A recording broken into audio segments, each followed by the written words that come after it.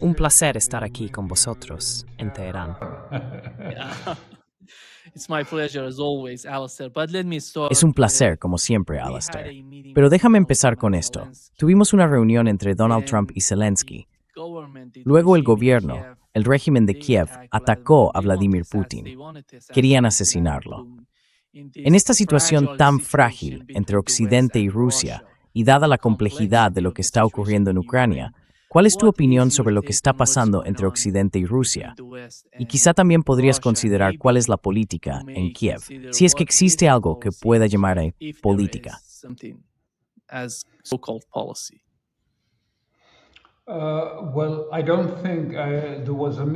Bueno, no creo que haya habido una reunión. Hubo reuniones entre dos equipos, el equipo estadounidense y, por supuesto, el equipo ucraniano, dirigido por Zelensky. Claramente hubo conversaciones, pero no parece que haya salido nada concreto de ellas.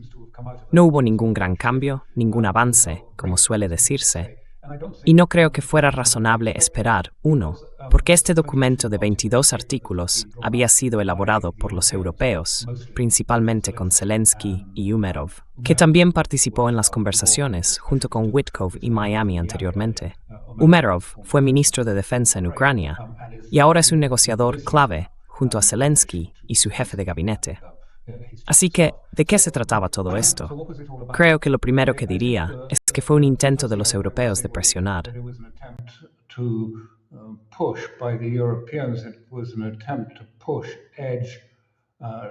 Fue un intento de acercar a Trump a esa posición, que es una posición en la que quieren volver a la idea original de lo que llaman la solución coreana. El modelo de Corea del Norte y del Sur. Esta era la idea de establecer un alto el fuego a lo largo de la línea de contacto y más adelante mantener negociaciones sobre territorios y otras cuestiones políticas.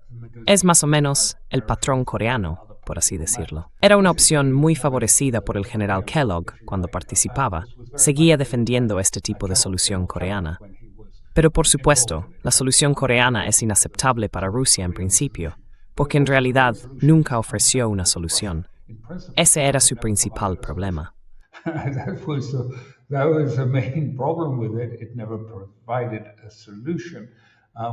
Nunca ofreció una solución. Corea sigue dividida por la misma línea y no está más cerca de un acuerdo político. Así que este documento, que fue presentado por un consorcio, el grupo en torno a Merkel, Burundi, Macron y Stama, y algunos otros de la coalición de los dispuestos, trataba esencialmente de volver a ese mismo proceso. Las garantías de seguridad eran el objetivo principal. Obtener garantías de seguridad, alcanzar un alto el fuego en un momento determinado y hacer que las fuerzas militares europeas actuaran como fuerzas de paz, formando parte de la garantía de seguridad para Ucrania. Pero todos estos elementos se volvieron completamente artificiales porque estaban negociando entre ellos mismos.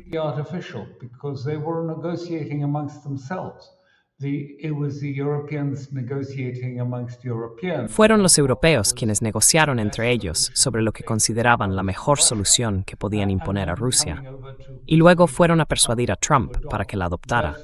Pero su solución nunca se discutió con los rusos. No hubo negociación entre los europeos y los rusos. Así que todo esto estaba bien, quiero decir. Si tienes las manos libres y puedes diseñar la solución perfecta para Europa, que sería una capitulación de Rusia y la posibilidad de, por así decirlo, mantener la guerra en marcha. Entonces el alto el fuego duraría lo suficiente para que los garantes europeos de la seguridad, que estarían presentes al otro lado de la línea, pudieran volver a entrenar y reequipar al ejército ucraniano hasta alcanzar un nivel de 800.000 hombres. Era un ejército muy grande y estaba claramente destinado a mantener la guerra en marcha.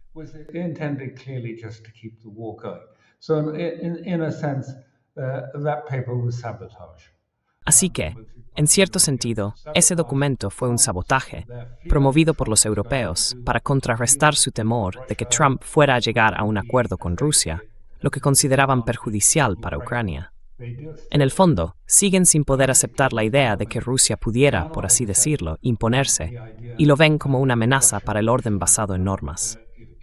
No estaban dispuestos a permitir ningún desafío a ese orden.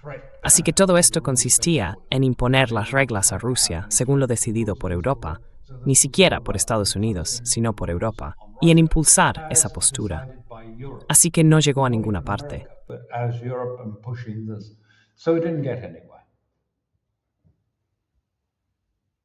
But after all, when you look at Europe today, Pero después de do you todo, think cuando miras a that Europa hoy en día, ¿crees que están gestionando la situación en Ucrania o es la administración de Zelensky? ¿O de alguna manera se les está yendo de las manos a los europeos? Me refiero a Alemania, junto con el Reino Unido y Francia. Porque al fin y al cabo, la administración Trump no está contenta con la situación en Ucrania. No quieren esta guerra. Quieren deshacerse de ella lo antes posible. They want to get rid of this war as soon as possible. Creo que Trump, en este momento en particular, aunque de nuevo hay que ponerlo en contexto, está más centrado en el mercado de bonos y en la situación de la deuda en Estados Unidos que en la geopolítica.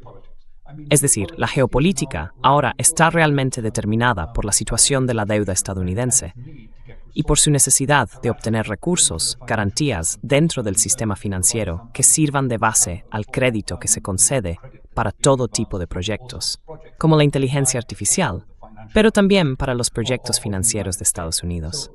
Entonces, ¿quiere Trump un acuerdo con Rusia? Bueno, depende de cómo se mire. Está bastante claro que quizá Witkoff y Kushner, y ellos mismos lo han dicho, consideran que Rusia es un Eldorado para ellos. They say, well, Russia is an El Dorado for us.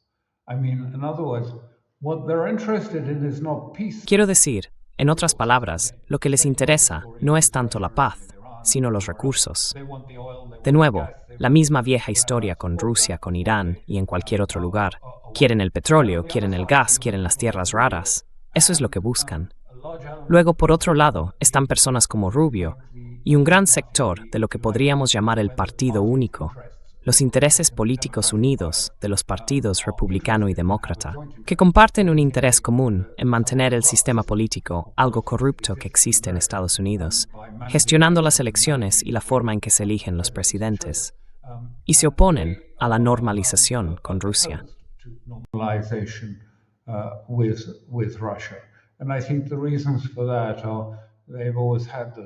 Y creo que las razones de ello son que siempre han tenido una especie de arquitectura profunda, que Rusia representa, en muchos sentidos, una completa contradicción con la visión globalista de que estamos entrando en una era en la que habrá un solo gobierno, una sola administración, no poseeremos propiedades y viviremos en una especie de utopía de estructuras de Davos. Y por supuesto, Rusia, como sociedad ortodoxa, que practica la ortodoxia, con principios, patriotismo y nacionalismo, se sitúa casi completamente en el extremo opuesto a eso. Todas esas cosas que el mundo liberal defiende, quienes no gustan del nacionalismo, no están de acuerdo con el patriotismo y preferirían un mundo secular y tecnocrático a este. Las perciben como una amenaza. Por eso se oponen profundamente a Rusia.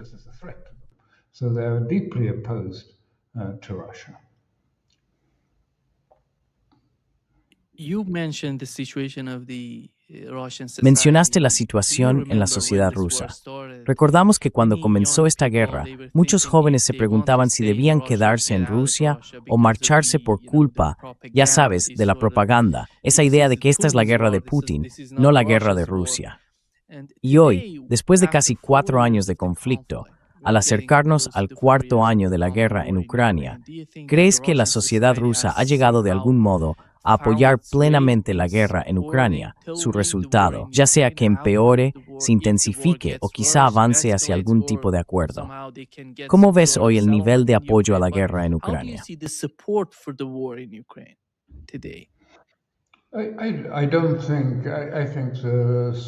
No creo. Bueno, creo que el apoyo es completamente sólido. No hay una oposición real. No existen grupos de oposición.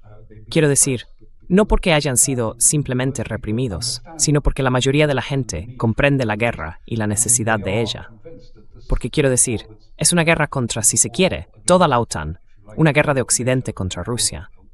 Y también entienden lo que significa un alto el fuego y lo que Occidente intenta imponer. Es una trampa, como lo fueron los acuerdos de Minsk, que nunca se pretendió aplicar. Angela Merkel lo dijo abiertamente en su biografía, que fue solo una trampa para dar más tiempo al ejército ucraniano para rearmarse, reagruparse y prepararse para la siguiente fase del conflicto.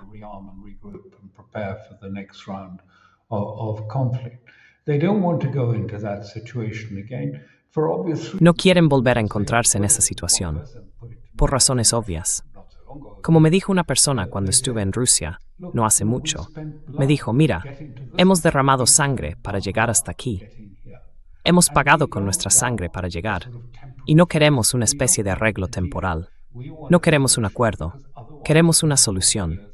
Porque de lo contrario, dentro de 3 o 4 años, no solo tendremos que derramar sangre otra vez, sino que tendremos que derramar aún más para encontrar una solución real a este problema. Así que lo comprenden profundamente. Quiero decir, puede que haya divisiones tácticas en Rusia sobre si la conducción de la guerra debería avanzar más rápido o concentrarse más en una zona u otra. Eso es normal. Siempre hay personas con diferencias tácticas. Pero en realidad, hay que estar allí para entenderlo.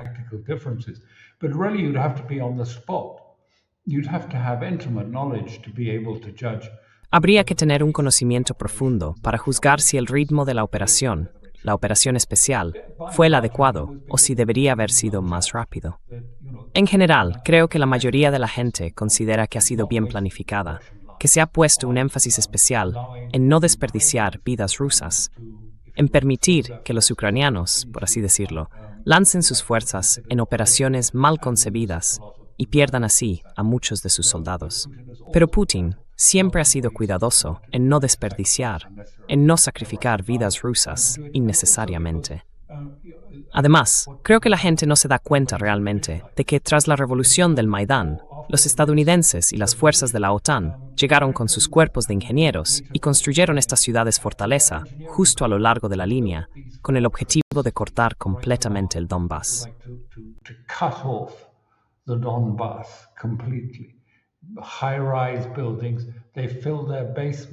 Los edificios de gran altura llenaron sus sótanos de hormigón. Quiero decir, los bloques soviéticos ya eran estructuras bastante sólidas, pero vertieron hormigón y los convirtieron en una auténtica línea defensiva. Hizo que la línea Maginot de la Primera Guerra Mundial pareciera patética en comparación. Así que nunca iba a ser un proceso rápido. Había que hacerlo con cuidado si se quería evitar desperdiciar vidas humanas, intentando una ofensiva rápida para romper las líneas. Esa es básicamente la forma de pensar de la OTAN, y no es realmente la manera rusa de concebir la gestión de una guerra. Así que creo que hay apoyo para ello, un apoyo total.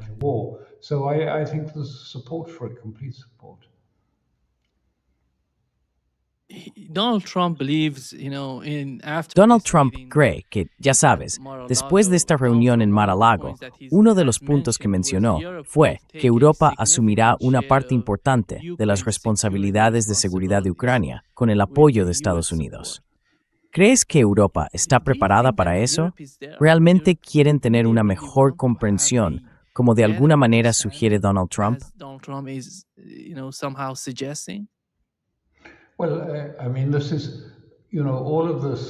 Bueno, quiero decir, todo esto, ya sabes, todo esto es lo que lo hace tan opaco. Y por eso creo que Trump lo ha dejado deliberadamente en ese estado de opacidad. Porque todo es una situación del tipo, ¿qué fue primero, el huevo o la gallina? Sí, los europeos quieren estar, ya sabes, si hay un alto el fuego, quieren estar al otro lado de ese alto el fuego, frente a los rusos, y quieren que sus fuerzas, las fuerzas de la OTAN, estén allí. Pero no lo harán, y no pueden hacerlo, sin una garantía de Estados Unidos de que si se meten en problemas, Estados Unidos intervendrá y los apoyará sin cuestionarlo. Y por supuesto, Estados Unidos no quiere hacer eso. Trump probablemente se negaría si se lo pidieran. Y en cualquier caso, cuando en Europa hablan tan alegremente de garantías de seguridad en el formato del artículo 5, eso es lo que quieren decir que sería necesario.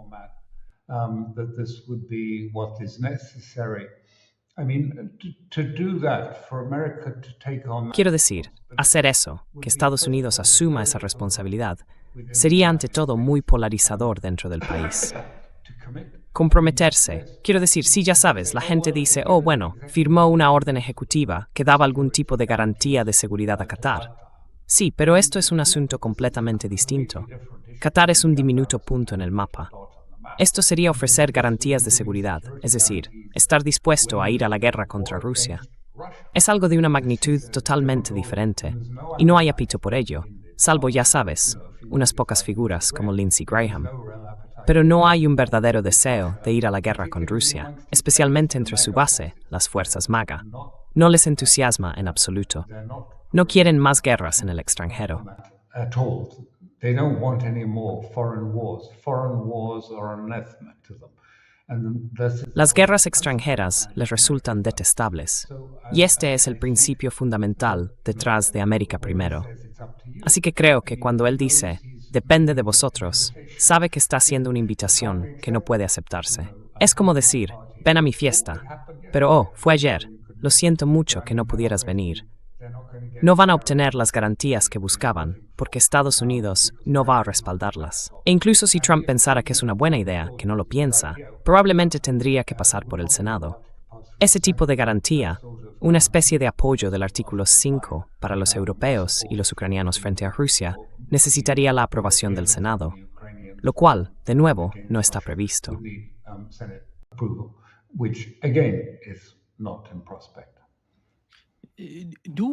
¿Tenemos alguna idea de qué tipo de garantías de seguridad serían aceptables para el gobierno ruso o del lado ruso del acuerdo?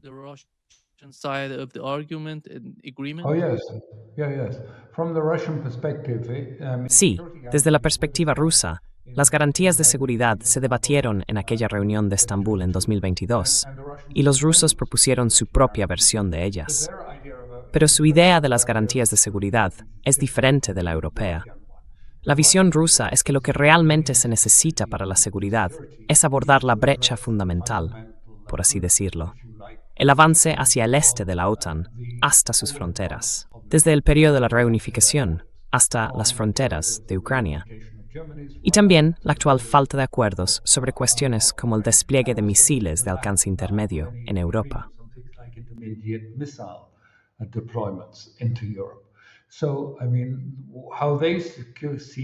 Quiero decir, la forma en que aseguren esas garantías de seguridad es una cuestión de gran alcance. No se trata solo de si habrá unos pocos batallones de Francia o del Reino Unido al otro lado de una línea de alto el fuego. Eso no es una garantía de seguridad para Rusia en ningún sentido real. Lo que quieren es que se aborde la arquitectura de seguridad de Europa. En 2021, propusieron un borrador de tratado en esa línea y fue completamente ignorado por Europa y por Estados Unidos. Pero eso es lo que entienden por garantías de seguridad. También sugirieron entonces que otros estados pudieran desplegarse en Ucrania si fuera necesario para ofrecer algún tipo de garantía de seguridad a Ucrania, pero que esas tropas no fueran de la OTAN.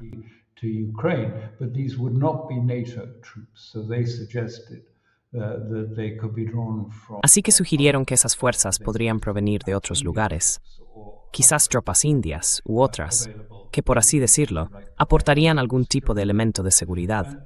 Y dijeron que también les gustaría tener una garantía de seguridad para ellos mismos. En otras palabras, querían que Europa declarara de forma clara y legal que no tiene intención de atacar a Rusia. Ya sabes, ahora todo se ha invertido en, oh, debemos protegernos de un ataque de Rusia a Europa. Bueno, en realidad, estuve en Moscú a principios del mes pasado, y allí todo el mundo es muy consciente de todas esas amenazas que provienen de Europa.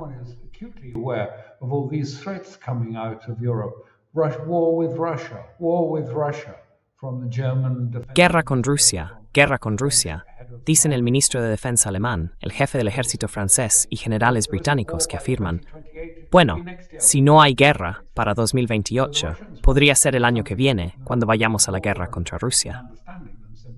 Así que los rusos quieren algo un poco más amplio, en cuanto a entendimiento, que simplemente tener unos cientos de tropas británicas, francesas y alemanas estacionadas en territorio ucraniano tras algún tipo de acuerdo. Quieren algo adecuado, y además no quieren solo un trato, quieren un tratado formulado legalmente con Estados Unidos y con la OTAN, que lo deje todo muy claro, bien atado, no algo dicho sobre la marcha. Este es en realidad el gran enigma de toda la propuesta. Puzzle of this whole proposal. I mean, the main people negotiating Quiero decir, ya sabes, las principales personas que están negociando esto en nombre de Estados Unidos. Uno es el yerno de Trump y otro es un amigo suyo del sector inmobiliario. Pero ninguno de ellos, bueno, creo que quizá Witkoff sea miembro de la administración, pero no creo que Kushner lo sea. Tiene un mandato en nombre de Estados Unidos para negociar con otro estado. Es decir, esa responsabilidad recaería en Rubio, que es el secretario de Estado, y él no ha participado en estas conversaciones, quizá porque no está muy a favor de ellas.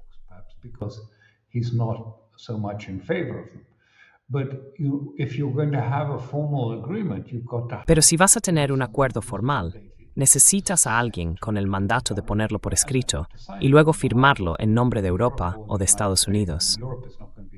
Quiero decir, Europa no va a formar parte de esta negociación, pero sigue siendo parte de la OTAN, por supuesto. Así que esto es realmente una cuestión de confianza y credibilidad. Porque ¿qué pasa si tienes una buena conversación con Steve Witkoff y con Kushner? Y ellos proponen un acuerdo, pero ¿qué ocurre el año que viene, o el siguiente, cuando alguien le diga a Putin, ¿de qué está hablando, señor Putin? ¿Tiene eso por escrito en algún sitio? Are you talking about, Mr. Putin? Do you have this in writing somewhere? And he'll have to say, no, we don't. It was just... Y tendrá que decir, no, no lo hacemos. Solo fue un acuerdo verbal entre dos personas que son amigas del señor Trump. Quiero decir, eso no es realmente suficiente para las relaciones de Estado a Estado, para los asuntos entre Estados. Donde importa, la redacción exacta importa mucho. No solo, ya sabes, alguien diciendo, oh sí, podemos hacer eso, no te preocupes, haremos esto. Te prometo que la OTAN no avanzará más. Por supuesto que no tenemos intención de hacerlo. Y tenía un gran ejemplo de eso. Putin lo tenía, con Rusia, cuando se reunió con Biden en Ginebra hace algún tiempo.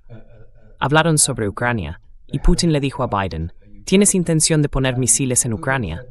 Do you intend to put missiles into Ukraine? Biden said no, but then the next day... Biden dijo que no, pero al día siguiente Lavrov fue informado por Blinken de que sí, que tenían la intención de colocar misiles en Ucrania y que no estaban dispuestos a debatir ese principio. Solo estaban dispuestos, quizá, a hablar sobre el número de misiles que colocarían en Ucrania. Bueno, ya sabes, el tiempo de vuelo de un Tomahawk desde Ucrania hasta Moscú es de unos 2 minutos. No es aceptable tener algo así. Así que la seguridad es, ya sabes, una cuestión más amplia. No se trata solo de tener unas pocas tropas al otro lado de lo que sea la frontera entre los 5 estados, los 5 oblasts, y las tierras ucranianas que quedan.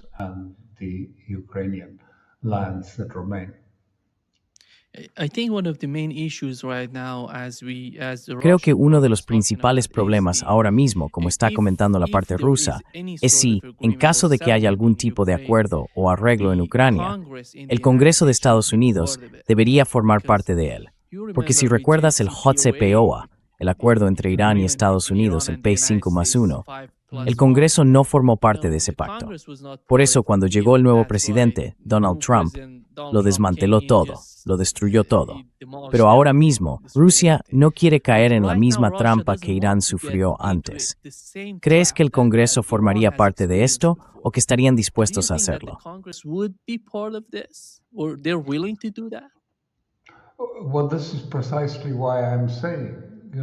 Bueno, precisamente por eso digo que Rusia en realidad exige un enfoque jurídico adecuado para cualquier resolución en Ucrania, uno que esté por escrito y tenga fuerza legal en el derecho internacional. No aceptarán algo que pueda ser revocado mañana o si Trump cambia de opinión en los próximos días. No, tienen que tener eso.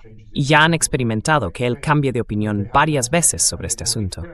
Así que sí, necesitarían eso. Y no, el Congreso no estaría de acuerdo, porque hay elementos importantes en ambas cámaras que se oponen a la normalización con Rusia. Una vez más, esto forma parte de la arquitectura profunda de la política exterior que existe dentro del Estado permanente de Estados Unidos. Tienen ciertas normas y ciertos elementos, y eso fue precisamente lo que los hizo oponerse tanto a Trump desde el principio. Why what made them so opposed to Trump in the first place? He wasn't fighting, he was the wild card. Él no estaba luchando, era la carta salvaje. Tenían las elecciones preparadas y listas, pero era una elección forzada. Podías elegir al candidato presidencial demócrata o al republicano, pero en última instancia no importaba mucho, porque ambos compartían el mismo enfoque de fondo. Sí, habría una ligera inclinación ideológica hacia un lado u otro, pero ambos, en la estructura más profunda, compartían una visión común. Así que era, si se quiere, un espejismo de elección, porque no había una elección real. Los elementos fundamentales de la política estadounidense no estaban en debate en esas elecciones. Era simplemente, eliges a uno o al otro. Y entonces apareció Trump, por así decirlo, como una carta salvaje, y organizaron grandes reuniones para intentar detenerlo.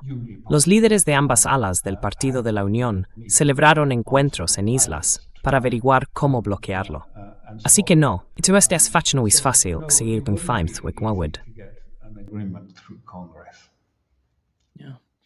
Let me shift the gear, Alistair, a little bit to Sí, déjame cambiar de tema, Alastair, un poco, para hablar de lo que está ocurriendo con la visita de Netanyahu a Estados Unidos. A Donald Trump le preguntaron, estaba de pie justo al lado de Netanyahu. Uno de los periodistas le dijo, ¿permitiría usted que Israel atacara a Irán si continúan con su programa de misiles balísticos o con su programa nuclear? La respuesta de Trump fue bastante curiosa. Dijo, si continúan con los misiles balísticos, sí, con lo nuclear, rápido. ¿Qué significa eso y cuál es tu interpretación de la situación y de la forma en que Donald Trump quiere tratar con Netanyahu, Israel e Irán?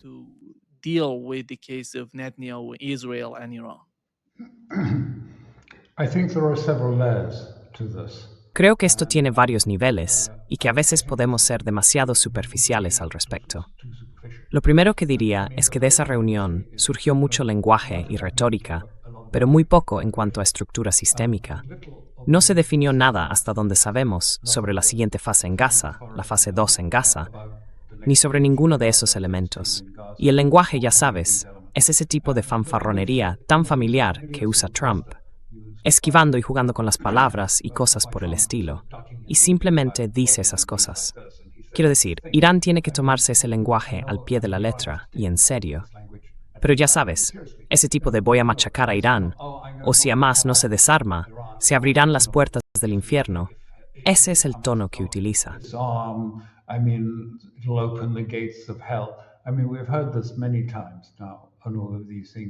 Quiero decir, hemos oído esto muchas veces ya en todos estos temas, y es un lenguaje estándar, una especie de Trump habla, pero no significa necesariamente eso. De hecho, creo que hay muchas razones para pensar que esto también iba dirigido a otras áreas. Y luego podemos volver a por qué Netanyahu estaba en la reunión. Pero la primera etapa, diría yo, para entender esto, tiene que ver realmente con la posición interna del movimiento MAGA, las personas que apoyan América Primero, y que son llamadas, si se quiere, aislacionistas, en términos despectivos, porque no quieren guerras extranjeras. Eso es lo que se llama aislacionismo en Estados Unidos. Y como sabes, ha habido un gran componente de MAGA, y se ha cristalizado en lo que ocurrió con Charlie Kirk, que era el líder de esta organización llamada TPUSA, Turning Point USA.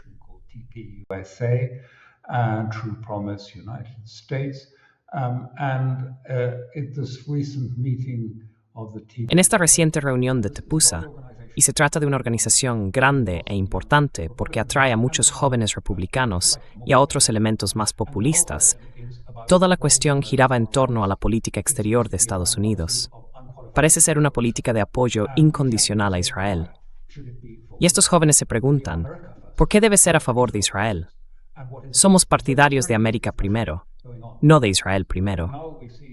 ¿De qué se trata esto? Hubo discusiones muy acaloradas. Y ahora vemos a los partidarios judíos e israelíes en Estados Unidos intentando perjudicar a este grupo, el grupo MAGA, diciendo, y lo dicen también en referencia al vicepresidente Vance, que no basta con afirmar que está bien criticar la política de Israel.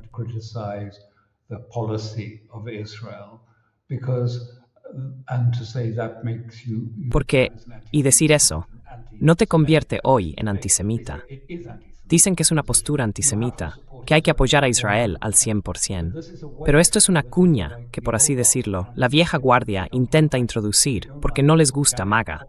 No les gusta este movimiento orgánico y populista que está surgiendo en Estados Unidos y que amenaza la política antigua, establecida, en gran medida gestionada y controlada tanto de demócratas como de republicanos. Quieren recuperar el control. Así que están desafiando a MAGA, diciendo que son antisemitas y llamándolos antisemitas. Creo que una de las cosas que Trump hacía, al apoyar a Israel, era mostrar que era necesario para, por así decirlo, el vicepresidente, personas como Vance, porque él es el heredero presunto de esta base electoral de MAGA. This MAGA constituency, and he's always been very clear in saying, Y siempre ha sido muy claro al decir que sí, debemos apoyar a Israel, pero que tenemos diferencias con Israel y que podemos tener diferencias en materia de política. A veces podemos estar de acuerdo, a veces no.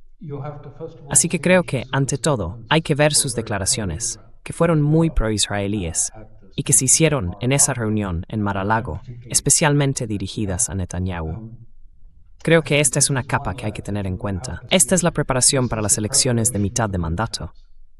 La vieja guardia, por así decirlo, querría que las perdiera, es decir, que Trump perdiera las elecciones de mitad de mandato, y entonces tendrían un candidato más aceptable que entraría en escena. a sort of acceptable candidate will come into this. So they want to weaken the MAGA. Así que quieren debilitar a las fuerzas MAGA.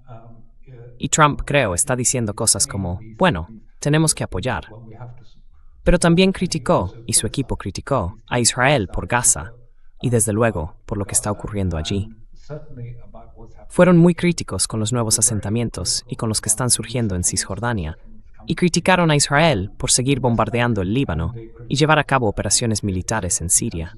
Así que están intentando equilibrar las cosas y averiguar cómo no perder las elecciones de mitad de mandato frente a un movimiento volátil y cada vez más independiente y orgánico, que ahora carece de un liderazgo claro. Es decir, hay líderes, pero más como influencias que como verdaderos dirigentes de este grupo. Perhaps, rather than leaders of this group.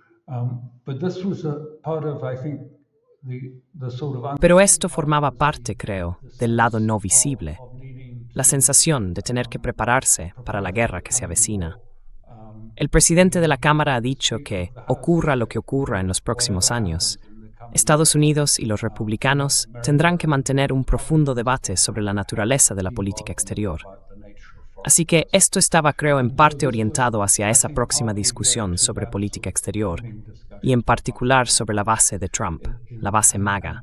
Sí, es posible criticar a Israel, pero al mismo tiempo, apoyar a Israel es probablemente el punto de compromiso, porque algunos en esa base MAGA dicen que no debería haber apoyo a Israel, que el dinero debería retirarse y que no debería librarse ninguna lucha allí. from Israel, and there should be nothing that support. But the compromise that Vance and others who aspire Pero el compromiso que Vance y otros que aspiran a utilizar esto con fines electorales necesitan es un compromiso, y ese es el que, por así decirlo, se está impulsando en este momento frente a las fuerzas que intentan decir, no, todos sois antisemitas. all anti-Semites. Si no apoyáis a Israel incondicionalmente, sois antisemitas. Así que creo que esa es una capa de este proceso. La otra capa es, ¿qué estaba haciendo Netanyahu? Netanyahu ¿Por qué fue? Why did he go? Quiero decir, es obvio decir, sería muy fácil decir, que fue simplemente porque quiere una luz verde para atacar a Irán. Y sí, pidió eso. To attack Iran. Pero creo que hay que entenderlo de una manera más profunda. I think you have to understand it more deeply. The first question that was asked by one La primera pregunta que hizo uno de los propios compañeros de Netanyahu en esa reunión fue, ¿recibirá Netanyahu un indulto? ¿Vas a concederle un indulto? Como sabrán los espectadores, hay cargos penales contra Netanyahu. Netanyahu. Esos cargos tienen dos niveles. Uno es un caso antiguo, pero la opinión jurídica en gran parte de Israel es que, si se lleva adelante, Netanyahu será condenado y probablemente tendría que ir a prisión. Pero ahora hay algo mucho peor, lo que se conoce como Qatar Gate. La acusación es que el Estado de Qatar estaba pagando al menos a 3 personas en la oficina de Netanyahu, entregándoles dinero de forma regular dentro de su despacho. Money regularly in his office. And the question is, did he know about it? Y la pregunta es, ¿lo sabía? What was it? Si es así, ¿para qué era? Si no lo sabía, entonces debería haberlo sabido y debería dimitir.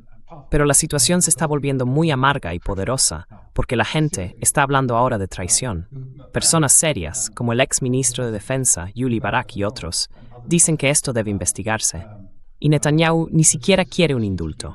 Quiere que todo el caso, todos los casos en su contra, se eliminen por completo. Así que hay mucha presión. Y Trump hablaba de ese tipo de presión que se ejerce sobre el presidente israelí para que le conceda, si no un indulto, al menos el fin de los juicios, el fin del proceso judicial, lo cual probablemente no sea legalmente posible en Israel. Probably not legally possible in Israel. But the pressures on Pero las presiones sobre Netanyahu son realmente, lo que intento decir es, que están creciendo y aumentando, especialmente porque los israelíes han llegado a la conclusión de que lo que están viendo es una especie de mosaico de altos el fuego o de no altos el fuego, ya sea en Siria, Líbano, Yemen o, si se quiere, más al sur o en toda la región, en Gaza y en Cisjordania. Hay este mosaico de altos el fuego, pero ninguno de ellos es realmente efectivo, y en su mayoría son altos el fuego forzados. Pero ninguno ha traído una resolución completa. No han traído una victoria para Israel. they've not brought a victory, a complete victory for Israel. Far from it. Yes, there are these ceasefires, but the Ni mucho menos. movements are still intact. Sí existen estos altos el fuego, pero los movimientos siguen intactos. El baluarte está intacto. También lo está Hamas. Y también otros movimientos de resistencia. Y Siria se está convirtiendo cada vez más en un problema, no en parte de la solución. Así que Netanyahu, creo, está buscando cómo, si te ves atrapado entre todos estos muros y ninguno te ofrece una salida, necesita convocar elecciones el próximo año, en 2026. Necesita convocar elecciones y poder prometer algo que sea popular y que obtenga el apoyo de su pueblo. Por eso, el llamamiento a una guerra contra Irán encaja con ese propósito, porque está realmente en serios apuros políticos. In quite deep trouble politically, and one of the old standby. Y uno de los viejos recursos, cuando estás atascado así, y tus problemas parecen cerrarse sobre ti, es ir a la guerra. Vamos a la guerra. Cambia la situación. Por supuesto, no es tan simple. Escribí un artículo sobre esto en Substack, sobre cómo este es el nuevo enfoque de Israel. Quiero decir, llevamos 20 años escuchando a Netanyahu decir, oh, Irán está a semanas de tener una bomba. Irán está a meses de tener una bomba. Está al borde de tener una bomba. Se ha convertido casi en una broma constante. Pero ahora lo han cambiado. Dice que el nuevo peligro es que Irán está construyendo una especie de paraguas en toda la región. No solo con más misiles, sino con un conjunto completamente diferente de misiles y sistemas de defensa. Array of missiles and defense systems. It's new. It's not just rebuilding what was there. Es algo nuevo. Something new. No se trata solo de reconstruir lo que había.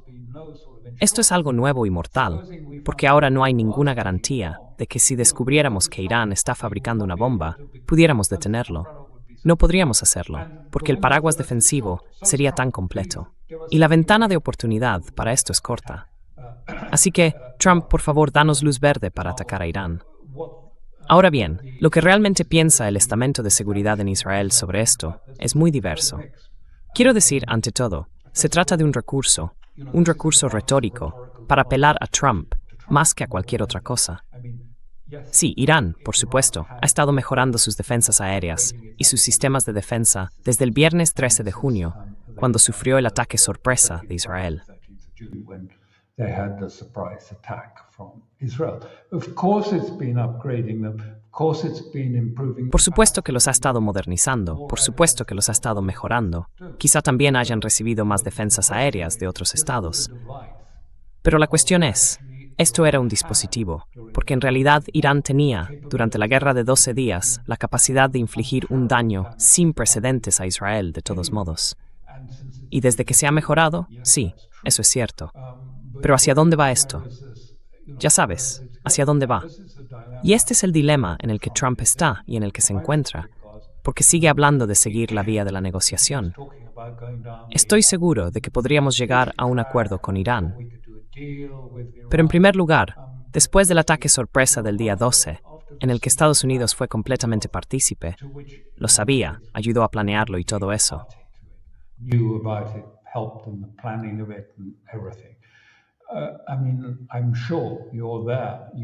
Quiero decir, estoy seguro de que tú estás allí. Tú sabes más que yo. Pero estoy seguro de que no hay confianza en un acuerdo con Estados Unidos. Han visto lo que ha pasado en otros lugares.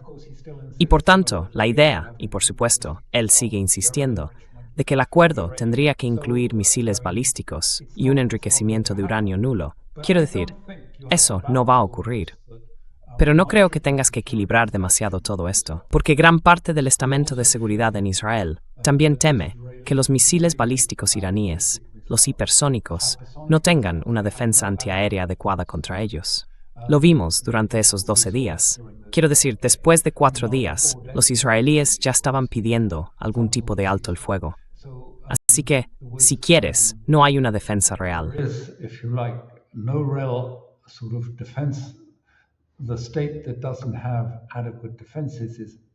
El Estado que probablemente no tiene defensas adecuadas es Israel, no Irán. Y ahora el estamento de seguridad. Bueno, Netanyahu está en guerra con ese estamento, porque ha impuesto un nuevo jefe del Mossad, ha nombrado a alguien como jefe del Shin Bet y del ejército. Y todo esto fue para evitar ser considerado responsable del 7 de octubre y para eludir una investigación. Así que todo el patrón indica que probablemente son muy escépticos respecto a una guerra, profundamente escépticos. Pero no hay una vía institucional para avanzar, porque sin duda Netanyahu cuenta con el apoyo mayoritario en Israel, especialmente en lo relativo a Gaza, pero en realidad en todos estos asuntos. Tiene el apoyo de la mayoría de los judíos en Israel.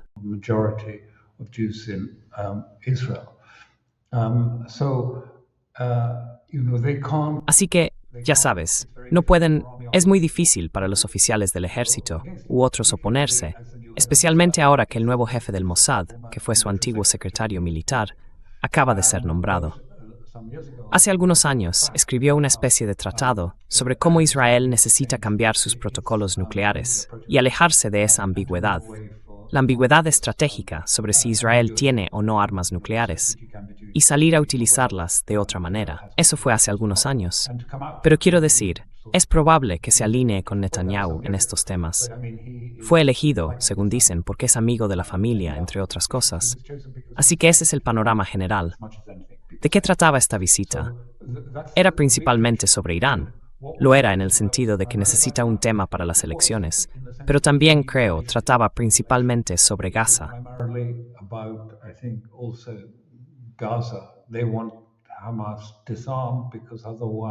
Quieren que Hamas se desarme, porque de lo contrario, ya sabes, en Israel Netanyahu es criticado. No has conseguido nada. Hamas sigue ahí, se está fortaleciendo en Gaza. Todavía tienen sus armas. ¿Qué has logrado? ¿Qué has hecho? No hay ninguna victoria en esto. Así que quiere que Trump le permita actuar más rápido.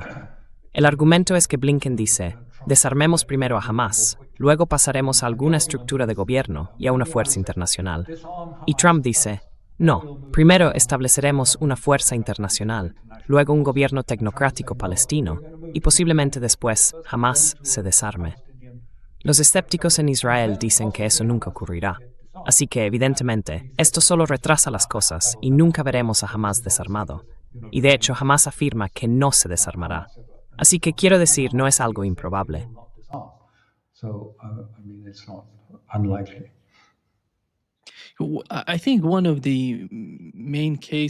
Creo que uno de los principales problemas con Israel es el apoyo que recibe del Partido Republicano. Y has mencionado a Charlie Kirk. Sabemos hasta qué punto el movimiento que él inició en Estados Unidos está vinculado al apoyo a la administración Trump.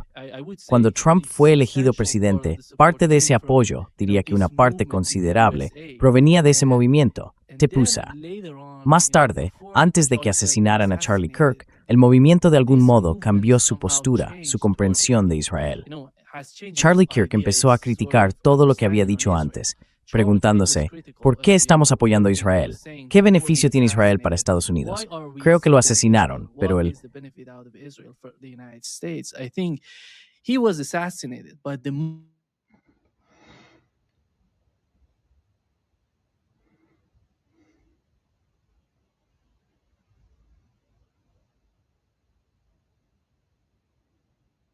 Te he perdido por un momento.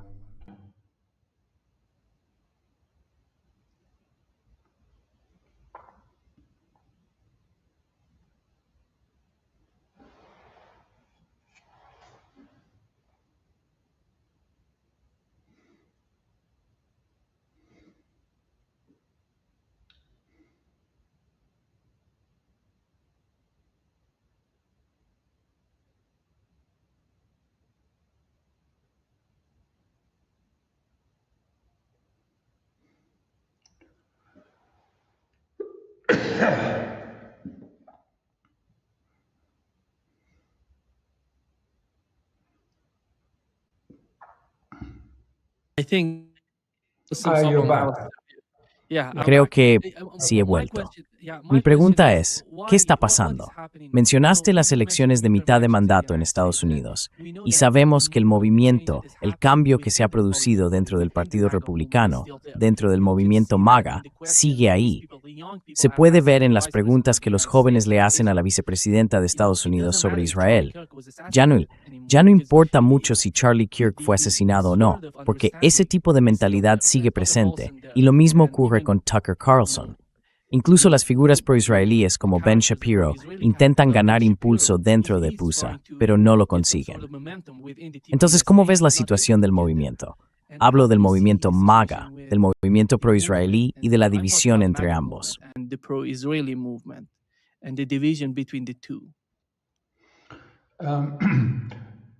I think that the thing that has really Creo que lo que realmente ha catalizado esto, lo que le ha dado energía, son las imágenes que llegan desde Gaza, de los palestinos, especialmente entre los jóvenes estadounidenses. También es cierto en Europa, en Italia, donde yo estoy. Eso ha tenido un gran impacto, sobre todo en la generación más joven. Los mayores de 50 años, quizá menos, pero la generación joven se ha movilizado. Creo que esto representa algo realmente importante y significativo en Estados Unidos. La fractura estructural del vínculo, por así decirlo, entre los controladores de los dos partidos, el ala demócrata y el ala republicana, en ciertas posiciones en las que comparten un interés común, como la financiación de campañas y el dinero. De repente, están muy descontentos con que exista este movimiento orgánico que dice, vemos las imágenes de Gaza, vemos lo que está ocurriendo allí. we see the pictures of Gaza. We see what's going in Gaza.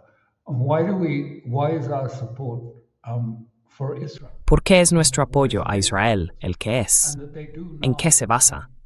Creo que lo fundamental que ha quedado claro ahora es que la gente ha comprendido la falsa elección que ha dominado la política estadounidense. Ya sabes, en 2016 habrías tenido a la señora Clinton frente a Jeb Bush o alguien parecido, pero las políticas no habrían sido muy diferentes. Habría algún matiz aquí o allá, pero eso convenía a las altas esferas de los dirigentes del partido, a los políticos veteranos que dependen de la financiación de las campañas y todo eso. La gente se ha dado cuenta de esto, y ese sistema se está desmoronando. Por eso hay un intento tan fuerte, especialmente por parte de los grandes donantes pro-israelíes, de desacreditar lo que ocurre en el movimiento MAGA, calificándolo de antisemita. What's happening in the MAGA as being anti-Semitic. They're anti-Semitic. And there was a very tough, as you Son antisemitas. Y hubo algunos intercambios muy duros en TPUSA sobre este tema, como bien dijiste. La pregunta es, ¿puede la vieja guardia de los republicanos, la vieja guardia del Senado y otros, los que antes se llamaban los republicanos del Club de Campo, volver a tomar el control de MAGA? En este momento están intentando abrir una brecha, romperlo y hacerlo más manejable, introduciendo este tema divisivo del antisemitismo y el apoyo a Israel, para intentar dividirlo en facciones y así poder controlarlo. ¿Tendrán éxito? ¿Serán capaces de producir algo al final de todo esto que cuente con apoyo? something at the end of this that will enjoy the support because, it's not just Republicans.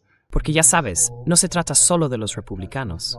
Quiero decir, hemos visto en las últimas elecciones que se han celebrado que los demócratas también tienen a sus populistas. Los jóvenes demócratas, se puede ver que hay un ala progresista. Vimos lo que ocurrió en las elecciones a la alcaldía de Nueva York. Hay un sector fuerte dentro del Partido Demócrata que también ha visto las imágenes de Gaza y de otros lugares y no le gusta lo que ve.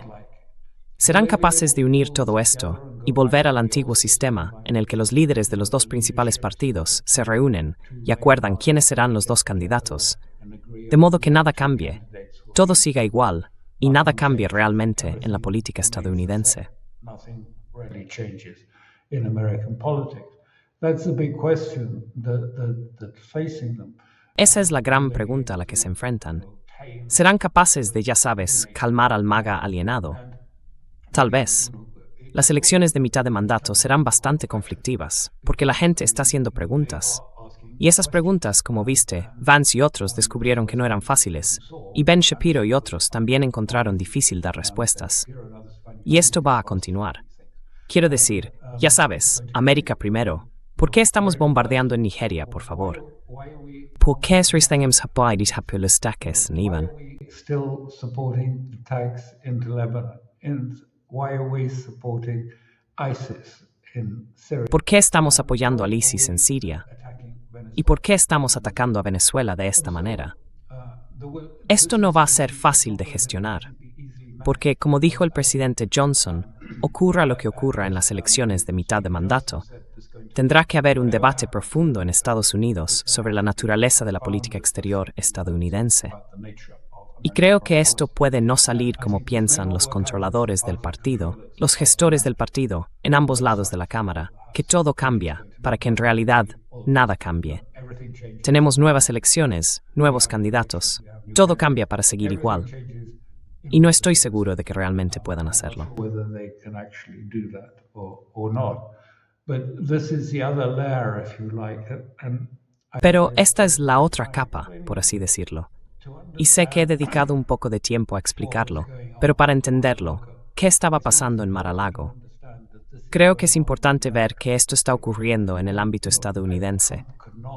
Y ya sabes, probablemente Trump no podía simplemente hacer lo que muchos habrían querido que hiciera, que era tener un enfrentamiento con ellos, porque en este momento hay muchas críticas hacia Trump en Israel.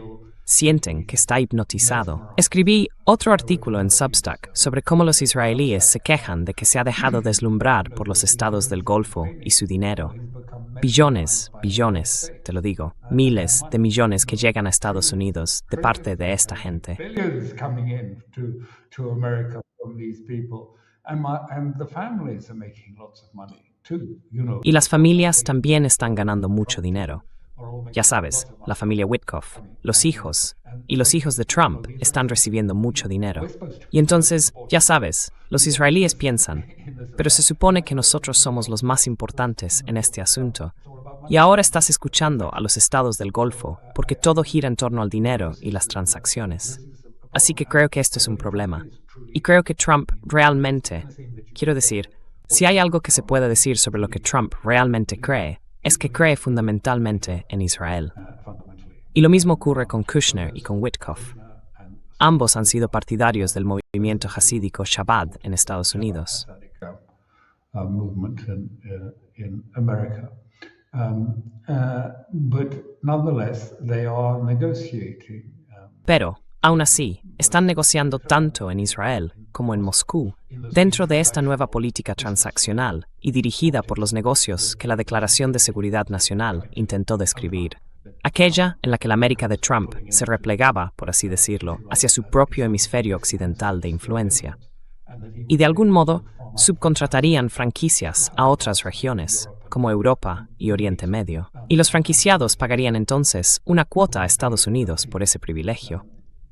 En otras palabras, una extorsión para que entraran muchos más billones de dólares. Porque en el fondo de todo esto, y vuelvo al mismo punto con el que empecé, para Trump, en realidad, está al borde de una posible fractura en el mercado de deuda. No puede continuar. No puede hacer dos cosas a la vez. It cannot continue. He cannot do two things at once. He can't maintain the dollar hegemony and the value of the dollar. No puede mantener la hegemonía del dólar y su valor, y al mismo tiempo disponer de todo el dinero que, según él, está entrando, todos esos billones que afirma que llegan a Estados Unidos. Ese dinero se gastará en esos centros de datos de inteligencia artificial, que no generan ingresos, o muy pocos al menos, y que consumen enormes cantidades de capital y electricidad. Así que ya sabes, ¿qué hace entonces? Si quieres que entre dinero para pagar la deuda, irá allí, pero tampoco servirá para salvar a tus megacorporaciones de IA. Así que está realmente centrado en este aspecto. Cómo afrontarlo y todas esas nuevas invenciones a las que Irán va a estar sometido, como todos nosotros. Estas stablecoins y criptomonedas son formas de aumentar la capacidad del gobierno para gastar sin incrementar la deuda. Increasing the debt. Yeah. Thank you, Alistair. Thank you so much. Gracias, Alistair. Muchas gracias por acompañarnos hoy. Siempre es un gran placer. Y por favor, a nuestra audiencia, visitad Substack Conflicts Forum y podéis seguir a Alistair Crook en Substack. Siempre es un verdadero placer, Alistair. Well, thank you very much. Bueno, muchas gracias. Y espero que tengas una estancia maravillosa donde estés y un buen viaje de regreso a casa cuando llegue el momento. Of course. Thank you.